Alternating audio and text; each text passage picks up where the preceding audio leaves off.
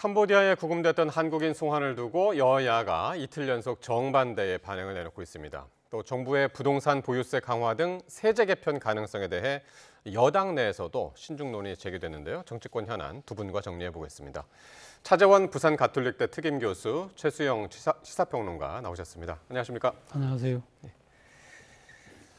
네, 경찰이 캄보디아에서 송환된 한국인 60여 명 중에 일부에 대해서 구속영장을 신청을 했습니다. 경찰이 오늘 상당히 바빴다고 그래요, 어제 오늘. 왜냐하면 이제 내일 새벽까지는 이제 검찰이 청구까지 이제 해야 되는 그런 상황이기 때문에. 근데 대부분이 이 납치 감금 피해자이면서 또 범죄의 피의자라는 이중적 특성 때문에 구속 여부는 아마도 그 가담 정도 입증이 관건이 되지 않을까 싶은데요. 맞습니다. 그래서 경찰도 사실 이 송환된 이 한국 국민들, 우리 국민들의 이 지금 그 범죄 단체의 가담 여부를 갖고 상당히 아마 지금 내밀한 수사를 한 것으로 지금 알려지고 있습니다. 아마 세 가지 차원에서 조사가 이루어진 것이 아닐까 하는 생각이 드는데요. 첫 번째, 출국을 할 때 범죄 단체에 가입할 것이라고 참여할 것이라는 걸 알고 간 것이냐. 그 부분이 일단 먼저 따져볼 대목이고요. 또 하나는 일단 거기 범죄단체에 들어가서 여러 가지 범죄 행위를 하는 데 있어서 자발적으로 했느냐, 아니면 협박 때문에 못 이겨서 했느냐. 그리고 또 하나 살펴보는 대목이 이건 것 같습니다. 범죄단체에서 활동을 하고 난 뒤에 이 얻은 범죄 수익을 나름대로 배분을 받았느냐, 안 아니느냐인데, 이 아마 지금 이 캄보디아 경찰에 일단 구금되어 있던 사람들이기 때문에 캄보디아 경찰에서도 나름대로 수사를 했던 아마 자료가 있는 것 같아요. 그렇기 때문에 각 개별 개별적으로 아마 수사 자료를 넘겨받은 것으로 지금 알려지고 있거든요. 그렇다고 한다면 과연 앞서 이야기했던 세 가지 카테고리에 어디에 들어가고 뭐 이런 부분들을 아마 평가를 해서 구속영장을 아마 청구하는 하나의 기준이 되지 않을까라는 생각이 듭니다. 그래서 이제 여기 도착해서는 너무 바쁘기 때문에 체포영장이 이제 한정된 이제 시간이 있기 때문에 현지에서 어느 정도 조사를 마치고 끌고 왔어야 되지 않느냐, 데리고 왔어야 되지 않느냐, 이제 그런 의견들도 나오더군요. 뭐 그렇긴 한데 이제 지금 국내 여론이라든가 그다음에 사실 그때 여러 가지 정치권의 압박도 많이 있었잖아요. 그러다 보니까 수사 당국도 좀 소두를 수밖에 없었을 것 같은데 이제 전 세계에 타는 순간부터 이제 우리 피의자 신분이 되기 때문에 구속영장 청구가 그때부터 이루어져서 이제 그 구속 기간이 선정되지. 그러니까 내일 새벽까지잖아요. 그런 차원에서 놓고 보니까 이제 좀 약간 급조된 수사가 될 수도 있는데 저는 여기서 지금 차 교수님 세 가지 다 말씀해 주셨으니까 제가 여기서 드릴 말씀은 그거예요. 이분들이 이제 어쨌든 자기들은 피의자면서 피해자라는 걸 주장하는데 자기한테 유리한 쪽으로만 주장할 것 아니겠습니까? 아무래도 자기가 더 많이 가담했고 더 많이 자기가 한국인들을 뭐 괴롭히거나 폭행하는데 했다고 하겠습니까? 그러니까 이걸 얼마큼 입증해냈느냐인데 제가 보기에 현지 교민사회가 이걸 좀 잘 알고 있는 것 같아요. 왜냐하면 이번에 김병주 의원이 한 명 송환하는 과정에서도 보니까 그 사람에 대해서 교민사회에서 어느 정도 스크린이 됐고, 그다음에 이번에 구출하는 과정에서도 우리 뭐 현지에 있는 아마 그 좀 네트워크된 분들이 있는 것 같아요. 그러니까 현지 수사 당국에 대한 그 수사 보고서도 좀 참고받아야 되겠지만 현지 교민사회에 대한 스크린도 반드시 저는 우리 수사 당국이 좀 해줘야 할 것이다. 그래야지 이제 나중에 기소할 때 보다 더 억울한 사람도 없고 우리 보편적 정서와 법 정서에도 맞는 그런 좀 정확한 기소가 이루어지지 않을까 그렇게 해서 생각합니다. 그런 것들은 이제 종합적으로 이제 검토를 해서 판단을 할 텐데 정부의 이번 송환을 두고 여야의 평가가 상당히 엇갈립니다. 화면으로 한번 보시겠습니다. 과거 그 윤석열 정권처럼 그 캄보디아 가서 오드리 헵번 그 사진이나 이렇게 찍고 그리고 정치공세나 하는 이런 형태가 아니라 실질적으로 국민의 생명과 안전 또 국민의 피해가 없도록 하는 것이 우리 민주당과 이재명 정부의 역할이다. 피해자 구출이라는 최우선 과제를 뒤로 한 채 피의자 송환을 실적으로 포장한 정부의 대응은 국민 안전을 포기한 것과 다르지 않습니다. 정부가 해야 할 일은 자화자찬 홍보가 아니라 위험에 놓인 청년들을 구출하고 다시 설 수 있는 기반을 마련하는 것입니다. 명확하죠. 여당에서는 국민 피해가 없도록 하는 게 정부의 역할이다 강조하고 또 야당에서는 피의자 송환을 실적으로 포장한 자화자찬 홍보다 이렇게 이제 대치를 하고 있는데 어떻게 들으십니까? 물론 뭐 야당의 입장에서는 그동안에 지금 상당한 이렇게 여러 가지 그러니까 범죄가 확산되는 동안 정부가 제대로 역할을 못했다. 그런 차원에서 비판하는 건 뭐 저는 충분히 가능하다고 봅니다만 그렇지만 피의자 송환을 자자찬 홍보했다는 식으로 이야기하면서 이걸 폄하하는 거는 저는 좀 동의하기 힘듭니다. 왜냐하면 사실은 앞서 이 민주당도 우리 국민의 피해를 줄이는데 최선을 다하겠다는 것인데요. 사실 지금 이 피의자로 송환된 사람들이 만약에 그 범죄단체에 계속적으로 가담할 수 있는 그런 상황이라고 한다면 우리 국민들의 피해가 점점 더 커질 수밖에 없는 상황이고 또 하나는 이 피의자도 역시 우리 국민이라는 겁니다. 국가가 나서야 될 일은 그 사람의 행위가 어쨌든 간에 그 사람을 일단 이 국가가 법적으로 보호할 수 있는 이 테두리 속에서 데리고 와서 거기에서 나름대로 여러 가지 잘못된 점은 규명을 하고 그리고 더 이상 범죄단체에 가담해서 나쁜 짓을 하지 않도록 하는 것이 저는 당연히 국가의 몫이라는 생각이 들거든요. 그렇기 때문에 이 지금 범죄자인데 왜 데리고 왔냐는 식의 이야기는 좀 말이 안 된다는 생각이에요. 그러면 우리가 이 대한민국에서 죄를 짓고 도망간 이 우리 국민들을 왜 굳이 그 범죄인도 협정을 맺어서 우리나라에 데리고 와서 처벌을 하겠습니까? 그런 거 본다고 한다면 사실 국가가 지금 존재하는 가장 큰 의미가 그 국민의 개인 신분이 무엇이든 간에 그 사람이 지금 처해 있는 여러 가지 어려움들을 일단 구제를 해서 그 구제하고 난 뒤에 그 사람의 행위에 대해서는 여러 가지 그러니까 법적 기준에 맞는 처벌을 묻는 것이 순서인 것이지 범죄자이기 때문에 마치 데리고 와서 안 된다는 식의 논리를 전개하는 것은 저는 공당의 입장으로서는 좀 궁색한 것이 아닐까라는 생각이 듭니다. 근데 저는 뭐 그건 야당의 비판이 좀 일련타당한 지적이 있는 게 정부가 당연히 해야 할 책무거든요. 이거는 우리가 한다고 홍보하거나 데려온다 그렇게 뭐 선전하고 이런 광고할 것이 아니라 당연한 책무예요. 오히려 늦은 감이 있죠. 사실은 외교부 장관도 최근에서 알았다. 330건까지 늘어나는 이런 신고 건수에도 불구하고 사실 그런 주무장관이 그런 굉장히 좀 말하자면 무책임한 발언을 한 데다가 그렇게 좀 뭔가 이렇게 송환하는 과정에서 좀 더 조용하고 그다음에 좀 압축적으로 하는 것보다도 뭐 사실 민주당 의원들 같은 경우에는 본인 스스로가 빼왔다는 식의 그런 얘기도 홍보를 하고 있는 그런 과정이다 보니까 이런 것들이 자칫 잘못하면은 국가의 당연한 기능을 마치 이제 정권 차원에서 뭘 홍보하는 듯한 그것을 보이고 더더군다나 ODA 같은 우리 공적 자금의 지원 같은 경우들은 국제사회 책무인데 마치 그것이 윤석열 정부 때 이루어졌기 때문에 그 전 정권의 책임인 것처럼 전 정권은 그렇게 방기했지만 우리는 방기하지 않았다는 이런 이분법적식으로 접근하다 보니까 당연히 야당이 반발을 사는 거죠. 국가의 당연한 책무를 가지고 과도하게 홍보하는 것보다는 오히려 이런 일이 재발하지 않도록 제도적인 안정도 기하면서 함께 우리 국민들에 대한 선별 작업도 하는 것이 정부의 책무인데 이것이 조금 과하다 보니까 야당이 그런 식으로 정권 홍보에 앞장설 것이 아니라 내실 있는 국민 구출에 더 만전을 기하라 그런 뜻으로 저는 받아들이는 겁니다. 근데 이런 와중에 앞서서도 들으셨지만은 이제 민주당에서는 윤석열 정부에서 묻지마식 퍼주기 원조, 그러니까 ODA를 지적을 했죠. 그런 것이 있었음에도 불구하고 이런 결과가 초래됐다라는 점을 이제 부각을 시키고 있는데 그러면서 ODA 원조 중단을 이야기하고 지금 군사적인 조치까지 여당에서 이야기가 나왔습니다. 이 지금 그 ODA에 관련된 부분은요, 제가 생각했을 때도 사실 정치적, 외교적 지렛대로 사용할 필요는 있다는 생각은 듭니다. 앞서 말씀하신 것처럼 우리나라가 지금 국제적인 여러 가지 지위가 높아졌기 때문에 그리고 또 우리가 한때 국제사회 원조를 받았던 입장에서 그러니까 우리가 원조를 받던 입장에서 주는 공여국, 수여국에서 공용으로 바뀐 유일한 사례가 대한민국이기 때문에 그렇기 때문에 ODA의 역할이 상당히 중요하다는 측면은 분명히 있습니다만 지난 정권 같은 경우는 캄보디아, 특히 캄보디아 같은 경우는 지금 김건희 씨의 여러 가지 혐의 중에 하나가 아까 오드리 헵번 사진이라고 했던 거. 그렇죠. 그러니까 그것도 있지만 통일교가 교체 확장을 위해서 그러니까 대통령 부부에게 뇌물을 주고 그걸 통해서 캄보디아에게 ODA를 주는 그 장치를 통해서 자신들의 교체를 확장하려고 했던 그 혐의 때문에 지금 기소가 돼서 지금 재판을 받게 되는 상황이지 않습니까? 그렇다고 한다면 이 ODA가 상당히 잘못 이렇게 캄보디아의 당국한테는 착각하도록 만들었던 측면이 분명히 있기 때문에 이런 부분들은 바로 잡는 부분이 분명히 필요한 것이고요. 그리고 특히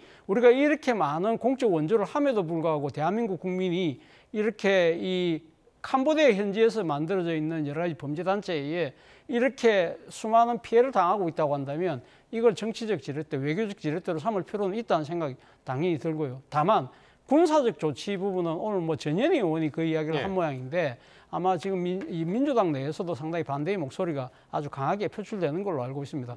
말씀 그 자체로 이 군사 조치라는 것은요, 정말 이 외교적인 조치가 안 될 정말 마지막 최후의 수단으로 해야 될 사안인 것이고요. 예. 그리고 지금 우리가 뭐 지금 이 캄보디아하고 이 사안 때문에 이렇게 군사 조치를 할 경우는 자칫 아무리 국제전이라 한다 하더라도 상당한 이 군사적 충돌이 일어날 경우에는 정말 우리 입장에서는 상당히 이 지속 가능할 수가 예. 있는 것이고, 또 하나는 우리가 비슷한 상황이 벌어졌을 때 그럼 다른 상대국이 우리에게도 군사적 조치를 해야 되겠다는 그런 논리로도 아하. 확장될 수 있는 예. 거잖아요. 그렇다고 한다면 그런 이야기는 함부로 할 이야기는 아니라는 생각이 듭니다. 그러니까 이 군사적 조치에 대해서는 대통령실에서도 한번 선을 그었었죠. 유성락 실장. 네, 선을 예. 그었고 그다음에 예. 이거는 뭐 전현희 의원이 그냥 뭐 사실 어찌 보면은 감정 섞인 얘기로 이렇게 좀 그 빨리 해결해야 된다는 그런 저는 차원을 받아들여. 사실 상대 주권국에 대해서 우리가 군사작전을 도발하는 거는 과거 공해상에 있었던 해적들을 토벌했던 아덴만 작전과는 완전히 궤를 달리하는 것들이거든요. 예. 이거는 주권국에 대해서 선전포고 없이 군사작전을 어떻게 감행합니까? 그건 말이 안 되는 이야기인데, 사실 그만큼 근데 저는 여권이 이런 문제에 대해서 사실 이렇게 좀 본질적인 대책 마련이 시급한 것인가, 이런 저는 좀 약간 그런 질문을 좀 드리고 싶은 게, 지난 금요일 국정감사를 하는 과정에서 그 행안위 감사를 하는데 사실상 지금 중요한 거는요, 캄보디아에서 이 문제가 벌어져서 지금 캄보디아만 해결하면 앞으로 이런 문제가 안 벌어집니까? 지금 벌써 베트남, 라오스 같은 인접 국가에서는 우리 쪽에서는 구타라든가 체벌 없으니까 우린 돈 잘 줄 테니까 우리 쪽으로 와서 이 보이스피싱 사업하자고 제안서들을 보내고 있다는 거예요. 그러니까 이게 풍선 효과입니다. 예. 캄보디아에서 밀리면 다른 데로 가요. 그러면 제2, 제3의 캄보디아가 또 어딘가 나온다는 것을 깨닫고 여기에 대한 대처, 사전 대처를 하려면 어떻게 됩니까? 지금 2023년 민주당은 늘 비판하잖아요. 윤석열 정부가 외사국 거의 폐지시키다 한 것 때문에 외사경찰 인력이 부족해서 해외 지금 치안이 굉장히 마비가 됐다고 하는데 그거 빨리 복원해야죠, 그러면은. 근데 행안위에서 그런 얘기 한마디도 안 나왔어요. 그러고 지금 군사작전 운운하다 보니까 도대체 이게 감정 섞인 대응을 하는 거냐, 아니면은 진짜 여당다운 국정에 대한 안정감을 갖고 재발 방지를 마련하는 본질적인 대처를 하는 거냐, 이렇게 질문이 나오는 거기 때문에 이런 식으로 그냥 대중 감성에 호소하거나 자극적인 단어를 꺼내기보다는 제2, 제3의 캄보디아 사태를 미연에 막는 그런 정치력과 행정력을 보이는 게 이 정부의 실력을 보여주는 거라고 저는 말씀드리고 싶어요. 예. 지금 말씀하신 대로 이제 캄보디아에서 이제 현장 국감을 한다고 하는 게 이제 22일 날 현장 국감을 하는데, 뭐 이웃 인접국에 있는 대사들도 이제 불러서 같이 이제 현장 국감을 한다고는 하는데, 정치적인 역할이 지금 어느 때보다 상당히 이제 중요한 것 같긴 합니다. 그렇죠. 뭐 이런 뭐 상당히 그러니까 외국과의 관계가 이렇게 지금 끼어 있는 이런 사안 같은 경우는 사실 여야가 정쟁의 차원을 넘어서 초당적인 협력을 해야 될 사안이잖아요.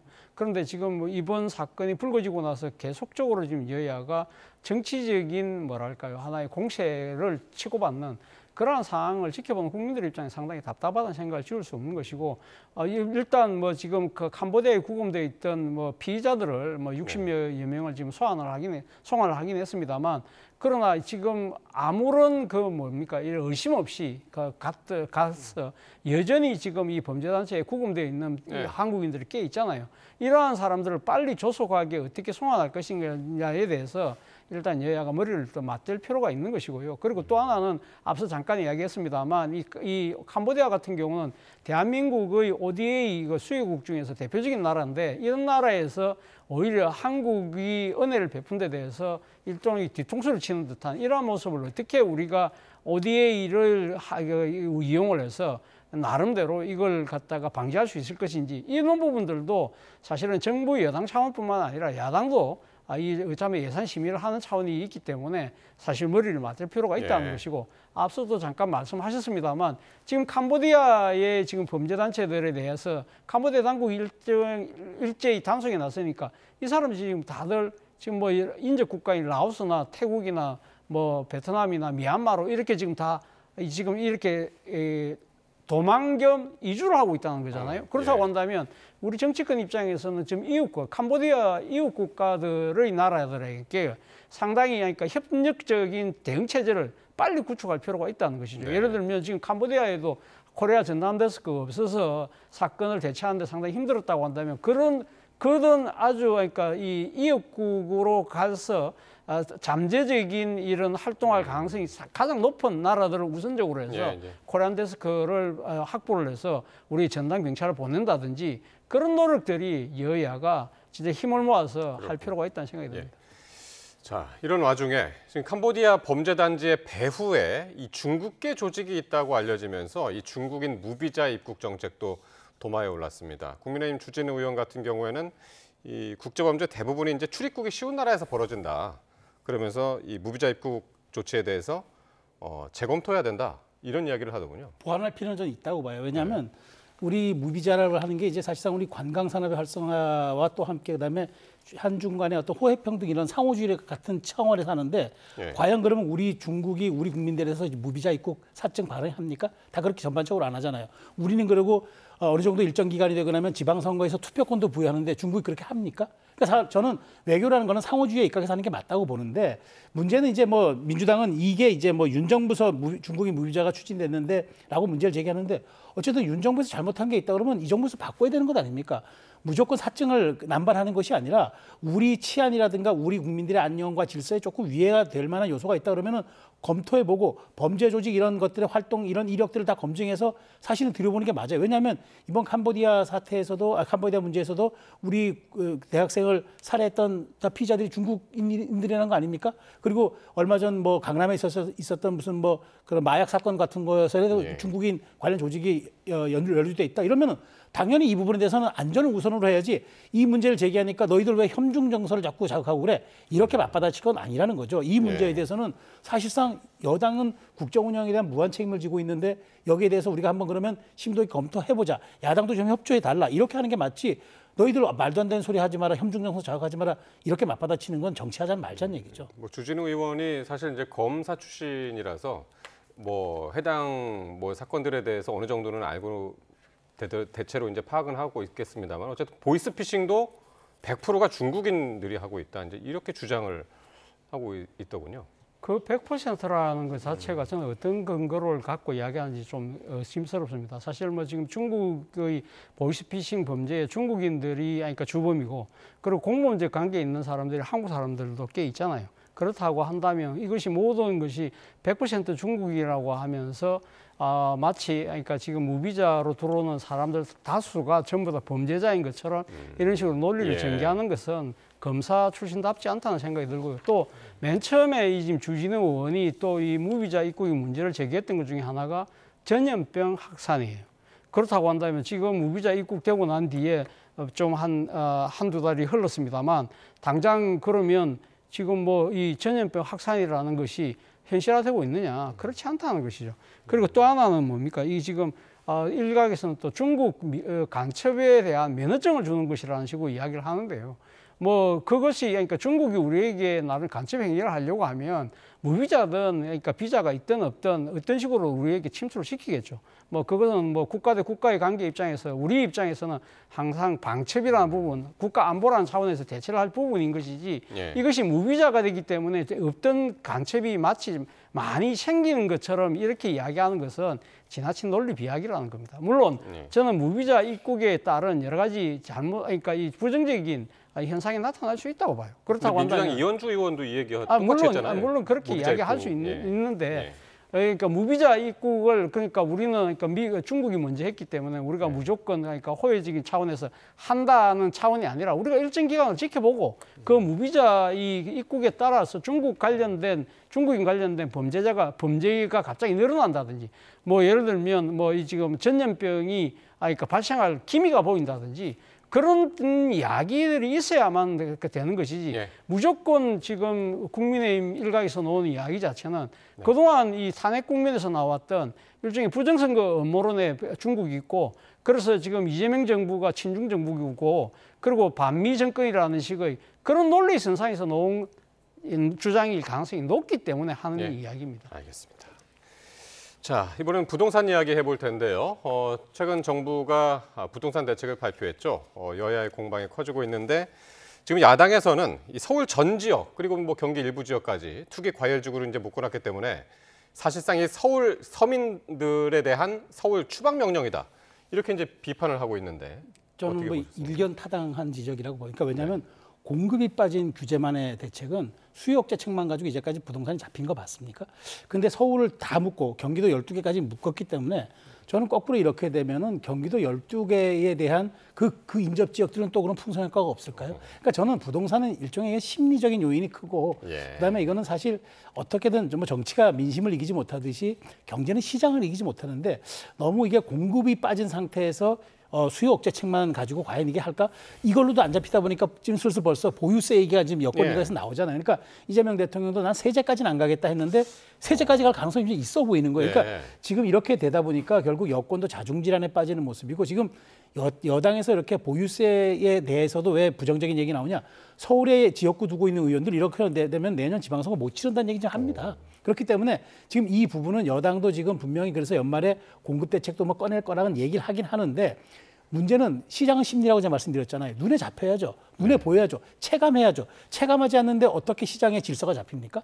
저는 이런 측면은 여당이 자꾸 시장을 어떤 이 이념의 진영 논리로 자꾸 이해하려고 하는데 결국 이렇게 되면 대출 수요 억제하면은 현금 부자가 집 구입하기 쉬운 건 너무나 당연한 논리 아닙니까? 그러면 청년들 어디로 갑니까?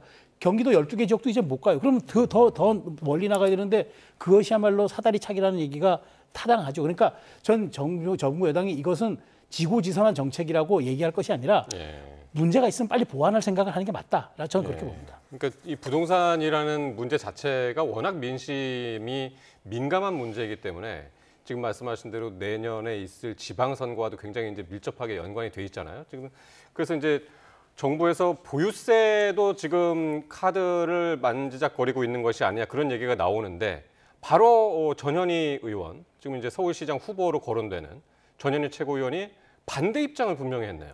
물론 뭐 전현희 의원 입장에서는 지난 문재인 정권 때 보유세를 인상함으로써 상당히 그러니까 정권이 5년 단임으로 끝날 수밖에 없었던 여러 가지 이유 중에 하나로 꼽혔던 것이 있거든요. 그렇기 때문에 아마 이런 부분들을 생각한 측면이 분명히 있겠죠. 그 당시 문재인 정권 같은 경우는 이 공시지가를 현실화율을 2030년까지 90%까지 올리겠다고 하면서 급격하게 보유세를 높이는 그런 쪽으로 갔었죠. 그러니까 세금 규제를 통해서 수요를 억제하겠다는 부분이 분명히 있었던 것인데 아마 그런 부분들에 대한 뭐 나름대로 반성 그런 부분들이 있겠습니다만 그래서 이재명 대통령도 지난 대선 때는 이 세금을 가지고 이 지금 그러니까 부동산 잡지 않겠다는 이야기했지만 저는 그것이 뭐 근거 옥조는 아니라고 생각합니다. 필요할 때는 이 보유세가 높일 수 있을 때는 높일 필요도 있는 것이죠.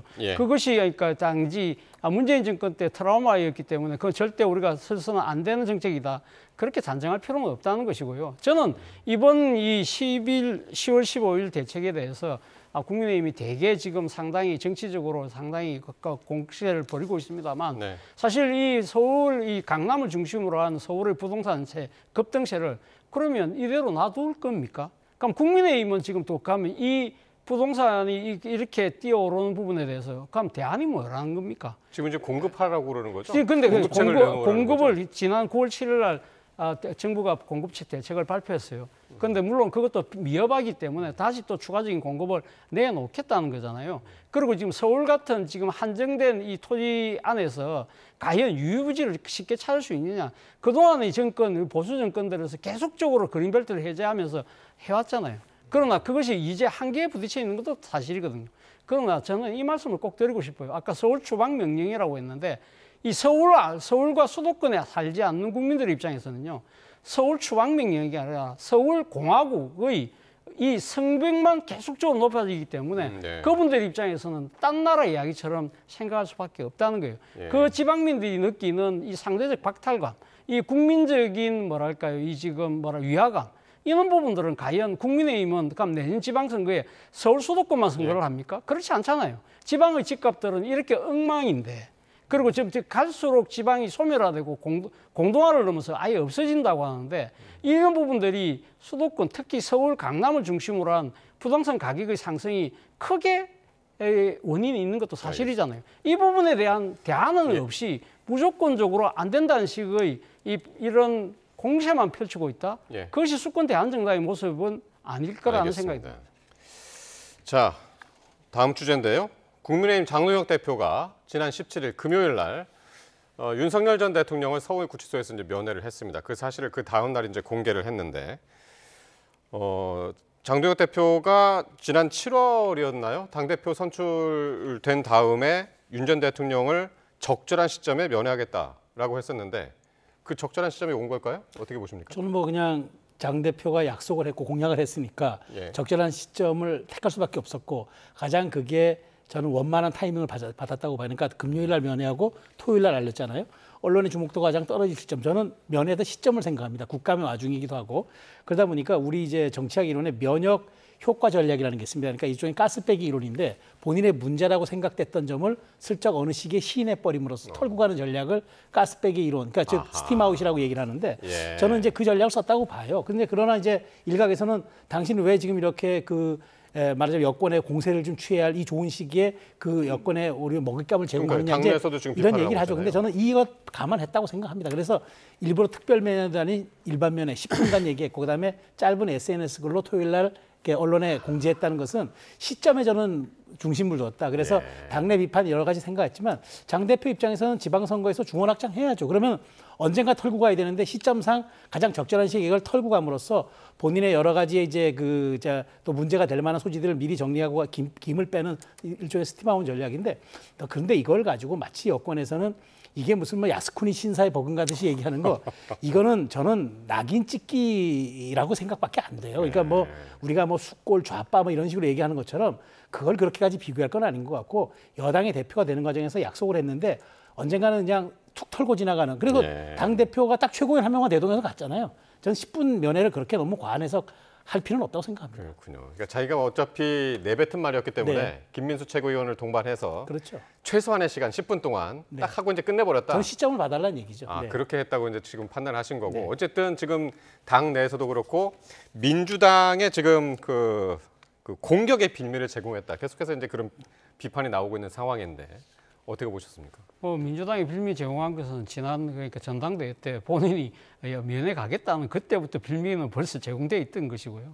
본인 입장에서는 사실 윤석열 전 대통령과 계속해서 엮이는 부분은 아마 내년 지방선거를 생각했을 때도 그것이 결코 도움이 되지 않는다고 생각했을 거예요. 그러나 뱉은 말이 있고 그리고 그것 때문에 지지해준 강성 지지층이 있잖아요. 그 때문에 당대표가 됐는데 이것이 점점 이 연말로 가면 갈수록요. 가기가 더 힘들어져요. 그렇지 않겠습니까? 지금 지방선거가 점점점 다가오는 상황이라고 한다면 아무래도 중도표를 생각할 수밖에 없기 때문에 자, 뱉어놓은 말은 있는데 이거는 지켜야 될 것 같아. 그러면 가장 많은 사람들이 주목하지 않는 이 주말 그리고 국정감사기간 지금 뭐 조이대다 김현지다 이런 막 이야기들이 막 이렇게 무성하고 윤석열이라는 단어가 상당히 좀 싸그라져 있을 때 갔다 와서 난 갔다 왔다 내 약속 지켰다 이게 소위 말하는 체면치를 했다.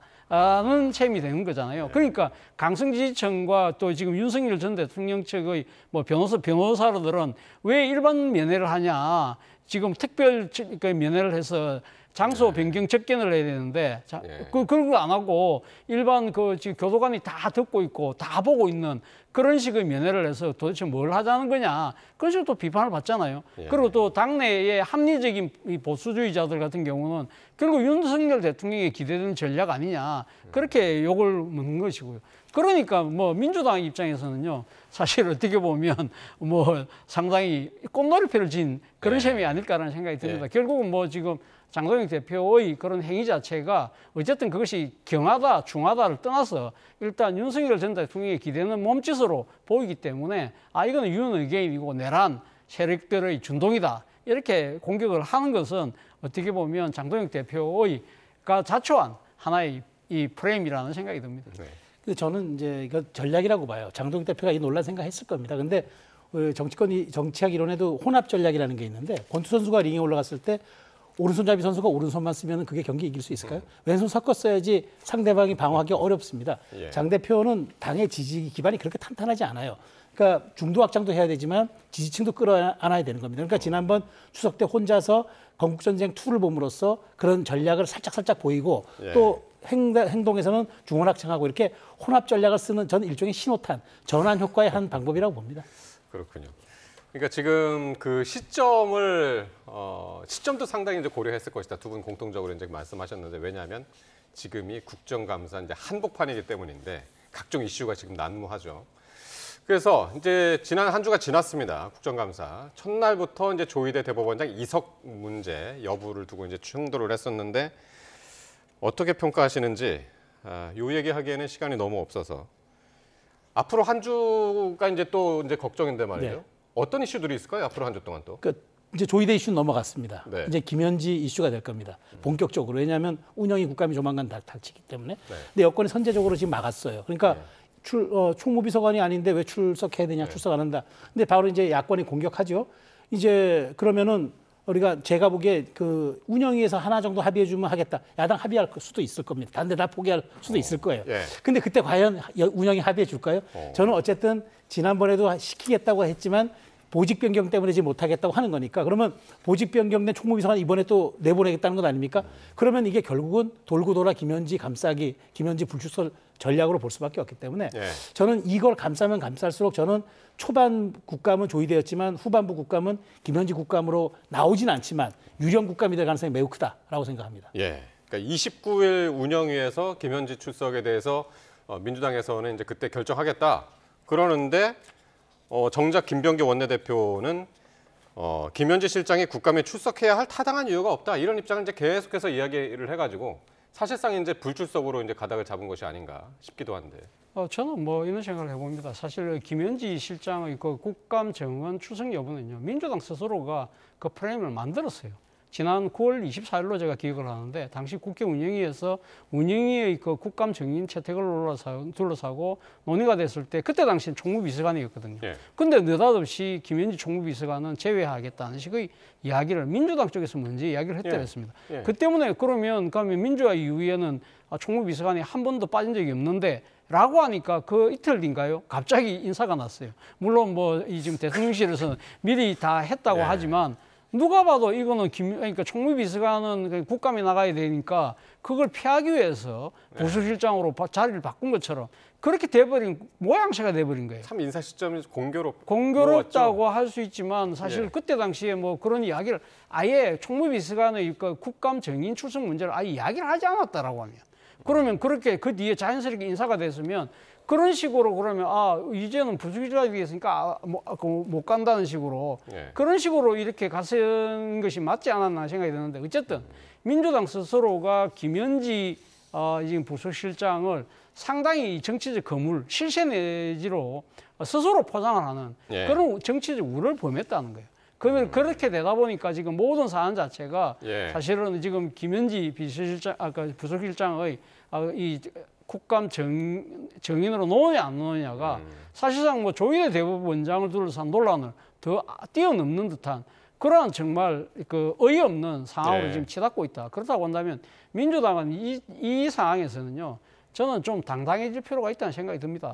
정면 예를 돌파. 들면 정면 돌파를 하는데 6개 상임위 놓으라는 건 말이 안 된다. 네. 단 이 지금 대통령을 그러니까 지금 모시고 있는 입장이니까 대통령실을 가나라는 운영위에서 하루 정도 우리가 출석할 수 있다. 네. 그런 식으로 그러니까 이 정면 돌파를 할 필요가 있고 국민의힘 입장에서도 6개, 7개 상임위 다 놓으라가 아니라 선택과 집중해서 좋다.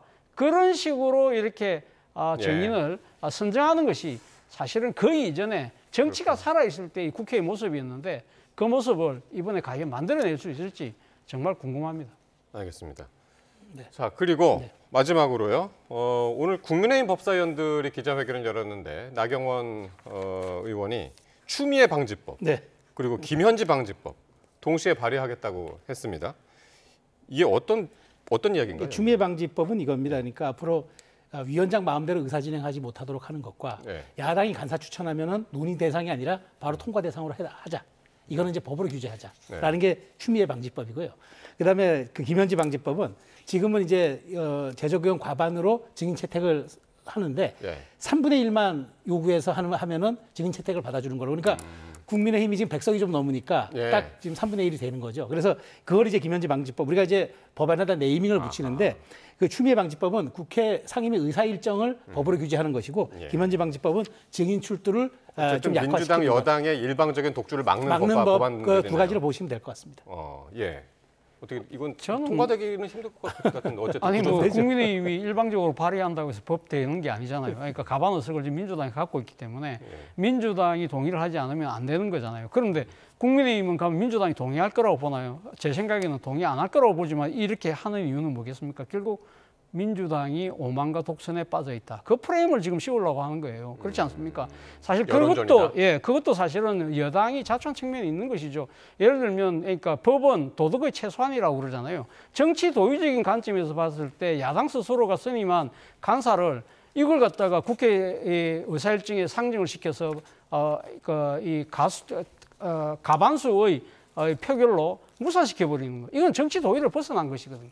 그러다 보니까 야당에서 이거조차 법으로 강제하자는 이야기가 나오는 것 자체가 대한민국 정치가 지금 당면하고 있는 정말 참담한 현실을 보여주는 한 대목이라는 생각이 듭니다. 알겠습니다.